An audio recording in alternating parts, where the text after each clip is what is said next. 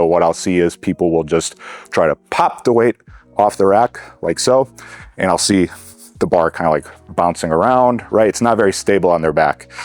When you're with max loads, that can really be like a make or break. Like we discussed in the walkout video, success is in the setup. What's going on, guys? My name is Matt Sharafinski. I'm a powerlifter and coach, and today we're going to talk about some common issues that I see with people's walkout in the squat, as well as some common faults that I pick up on with the lifters I coach, the lifters I see at meets with their bench press. We're going to go over some wrong things I see, some incorrect things with both, and we're going to go over some quick fixes and some exercises that are really going to help clean up the walkout, make it more efficient, as well as clean up your bench press, make it stronger, and make you an overall better power lifter. So first part of an efficient walkout is actually going to be the setup. Now, what I like to do is when I am getting set up, I actually roll the bar up against the J-hooks here. So that way when I'm getting underneath the bar, it's not rolling around, it's pretty stable on my back. And from here, I will swing under the bar and actually push into the rack so that it is set onto my back. And it's almost like the bar is one with my body. Now from here, what I will do is, you can see my right foot is underneath me, but my left is a little bit behind. You don't want to unrack and start your walkout from here because it's generally pretty unstable. You'll see the bar kind of tilt. What you want to do is get your feet directly underneath you as much as you can within reason and start to wedge yourself underneath.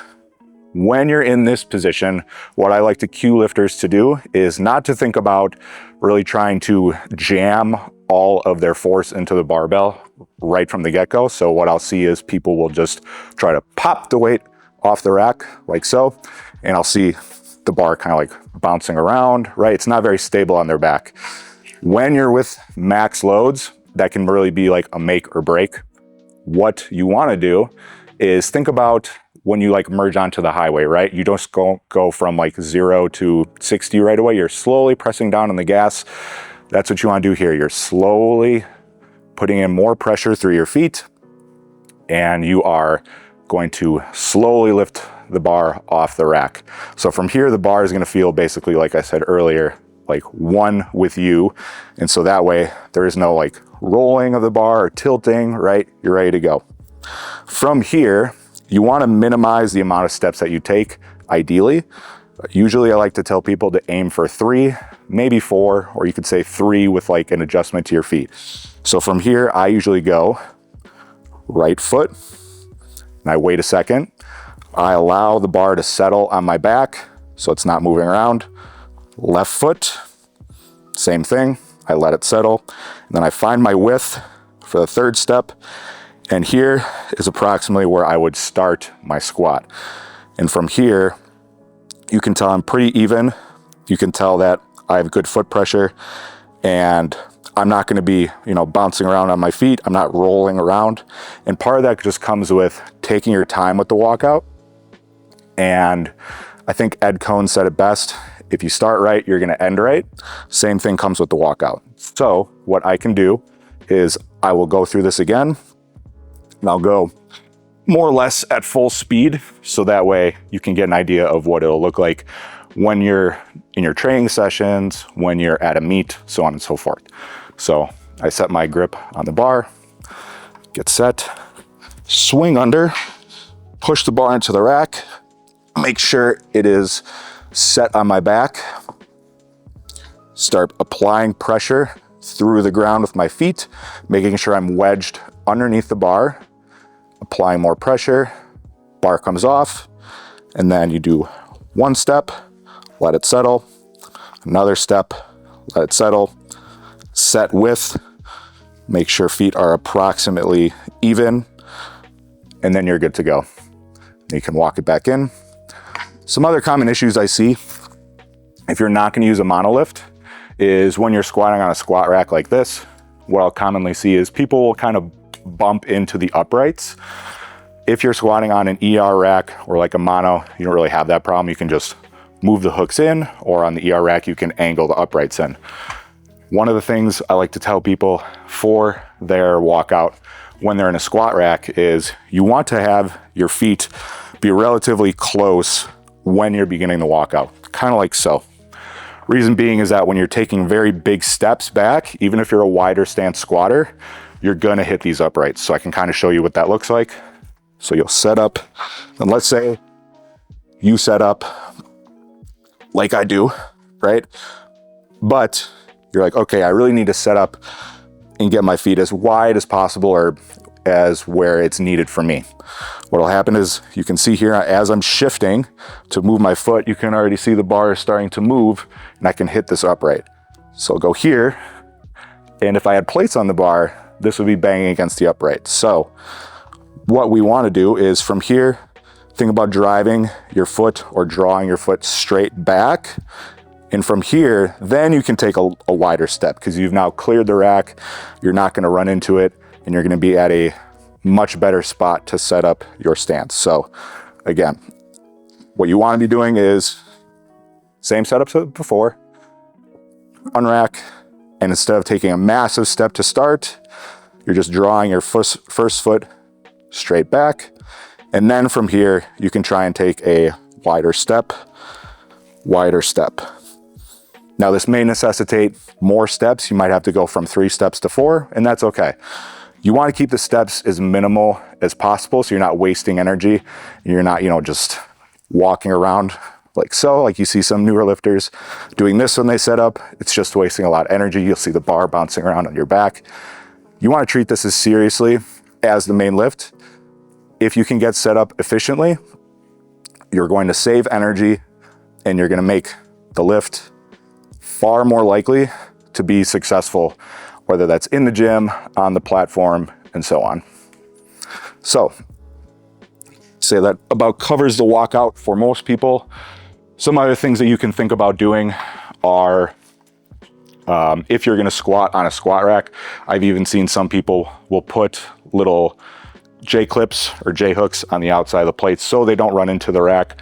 I know some companies will sell specific J-hooks that will be offset so they don't run into the rack as well. And then in terms of setting up your walkout, the final note I will leave you with is make sure it's repeatable. Make sure it's the same every single time, just so that way, whether you're at your home gym, right, outfitted by elitefts, or if you're at a meet at another gym, it's repeatable. You don't have to think about it. It's the one thing you can kind of come back to, and it's ritualistic. A lot of powerlifting is all about rituals. It's all about setup. It's about doing the same boring stuff over and over and over. So for me, for example, I will always grip the bar first with my right hand, set my grip, left, set my grip. I swing my right foot back, and then the right foot is the first thing that goes underneath the bar. And from here, like we've talked about, then I begin my setup. So those are some tips to have a more efficient walkout for your squat. The next thing we're going to talk about are some common faults in the bench press as I see as a coach, as a lifter who goes to high level meets, so on and so forth. So when you're benching, you want to be using what's called leg drive. Leg drive for the bench press really just involves setting yourself up so that you're up on your traps, on your neck, your rib cage is elevated, so that way there's going to be minimal range of motion between the bar and yourself, and it really allows for a stable pressing platform. So all the force you're generating is going directly into the bar, and there's no leaks so far in the chain. So to get people to understand what that should start to feel like, I have some dumbbells here, and what I like to do from here is I will have people set up with themselves basically off the bench, and you can see here that my butt's kind of dipped down. Now, to get people more involved with their legs, I will tell people, imagine that there is a sheet of like lava beneath their butt, right? And you don't want to get burned. No one wants to have some burnt butt cheeks. So from here, you're going to bridge up, and you can use this almost as like a Wenning warm-up, right? You can just start doing your warm-ups like so, and you're going to have to, keep tension on your legs, keep tension on your glutes to a lesser degree to make sure that your hips don't drive down. Otherwise, you start to lose the leg drive and your butt gets burnt. So again, All you're doing is basically setting up with your upper back on the bench. You could even do this with other implements too. Like if you had a band, you could do band pull aparts from here. You could do, you know, rolling tricep extensions, right? Anything to warm up your upper body is going to be perfectly suitable for this, but this is going to get you used to using your legs in the bench and treating it more like a full body lift rather than just something that we're doing with our upper body. Now, I have a lovely assistant here, Noah, who I'm going to show you next another little neat trick that's going to help you really feel what you should be feeling on the bench when you're actually underneath the weight. We're going to walk through what Noah should be feeling when he is driving on the bench in terms of his legs and how he can kind of mentally conceptualize what leg drive should be feeling like. So now I'm going to ask you to lie down, take your normal grip like you normally would with any bench. Doesn't matter specifically where we're benching for this.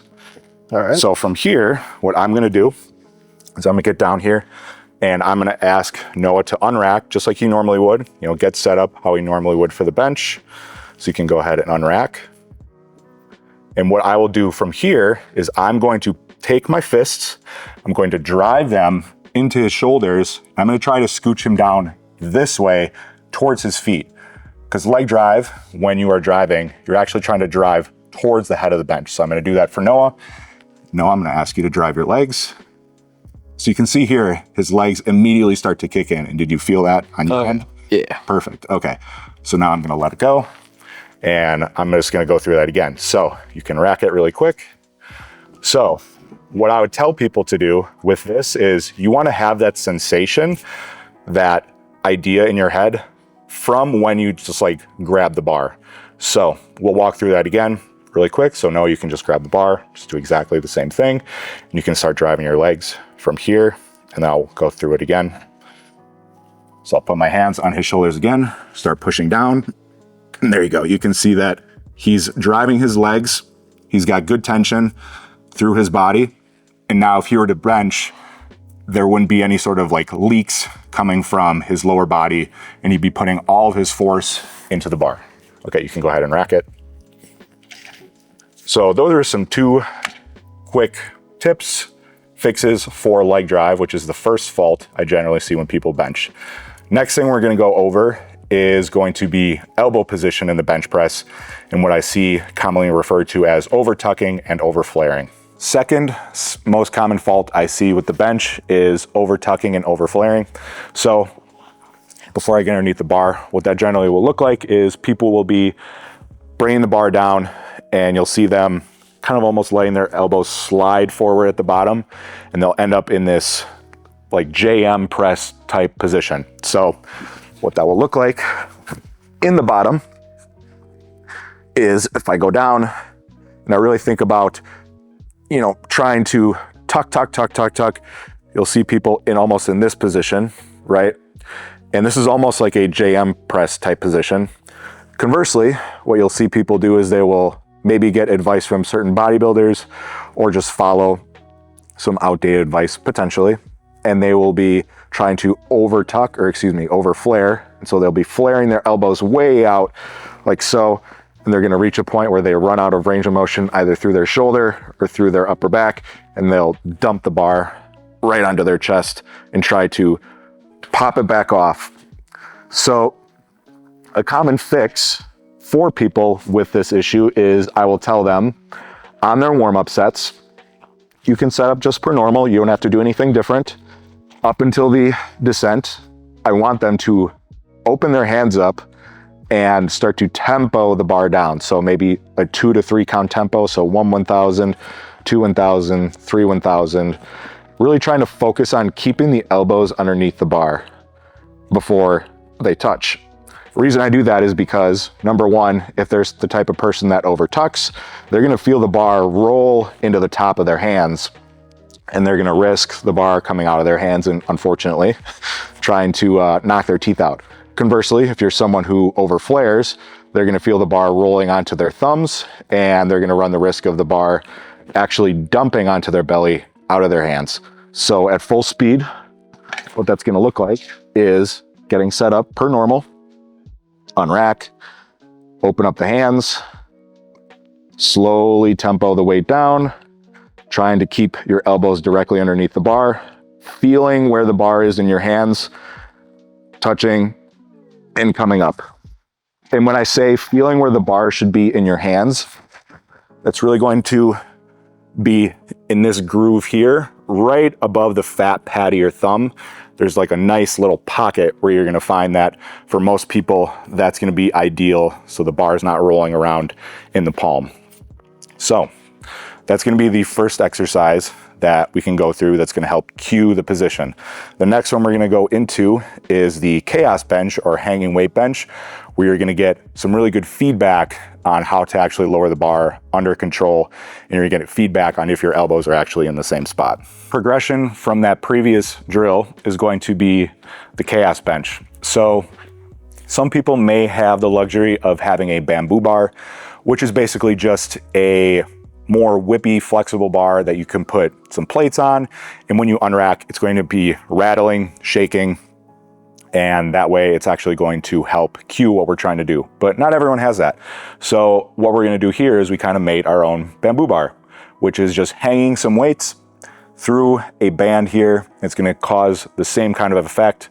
It's gonna give that feedback of the bar trying to like rattle out of your hands, and you're really gonna have to stabilize and be very in touch with what your elbows are doing, what your upper body's doing, so on and so forth. So from here, you're gonna set up just like you normally would.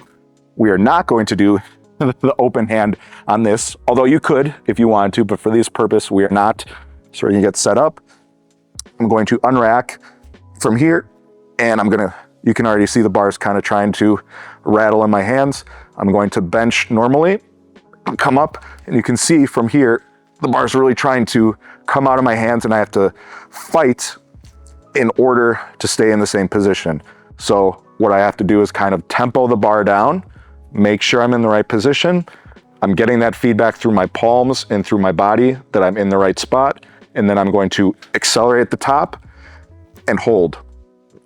If I were to just try to drop very fast or try to bench incorrectly, like with the over tucking and over flaring, you're gonna get more feedback, and it's gonna be way more difficult to control the actual bar when you're coming down on the eccentric and the concentric. So again, to kind of recap here, we're gonna set up per normal with the bands looped through either a plate or a kettlebell, some sort of weighted implement. You set up just like you normally would, ideally using leg drive too, and you are going to tempo the weight down as fast as you can go while remaining in control and remaining stacked underneath the barbell. And then you are going to explode off your chest and hold at the top. So that way you can regain control before beginning again, because like we discussed in the walkout video, success is in the setup. Last fault I usually see in the bench press is I will see people lose their upper back position. There's a couple reasons why this will happen. Sometimes it's from a lack of leg drive. Sometimes it's from a lack of awareness as to what's going on with the upper back. Sometimes it's due to elbow position. So this is going to be a great exercise to not only cue what you want to be feeling on the bench press, but also kind of help you as a just general warm-up for your upper body. So first thing we're going to go over is the straight arm lat pull down. So you can just hang this bench or this band really from anywhere. It doesn't have to be an Elite FTS monolift, but that would be great if you had one. Otherwise, you can just use it from a squat rack, anything. So from here, what I will tell people do is grab the band like so, and you're gonna think about pulling the bar, hence the name, a straight arm lat pull down from the side. What that will look like is me grabbing the band like so, keeping my arms straight, and thinking about pulling the band down. Now, what you should see and feel here is your lat really turning on and feeling your upper back mimic the position we want in the bench press. So it's going to help you cue that scapular depression, which means just driving your scapula down towards your belt line or towards your waist that we want in the bench. Second thing that we can do as more of a teaching tool and helping you feel what I want you to feel is going to be actually taking the band, looping it through your arms. So it's going underneath your armpit like so on both sides. And from here, you can just stand and let the band pull your shoulder blades up, and then you are going to drive them down. There's gonna be a really good way to get that sensation if you're not exactly as kinesthetically aware as some other people. So driving those shoulders down towards your belt line, you can even mimic like you have a bar in your hands, right? Think about breaking the bar slightly, think about pulling your chest up as you do so. And this is really gonna mimic exactly what we wanna feel when we're in the setup of the bench right before we begin that eccentric. So again, we got first, we have our leg drive. Second, we have our elbow positioning. And lastly, we have the upper back position. So these are some great warm-ups, some great coaching cues, some great tools to get you set up for fixing the common faults that I see on the bench press and helping you hit a big bench press PR.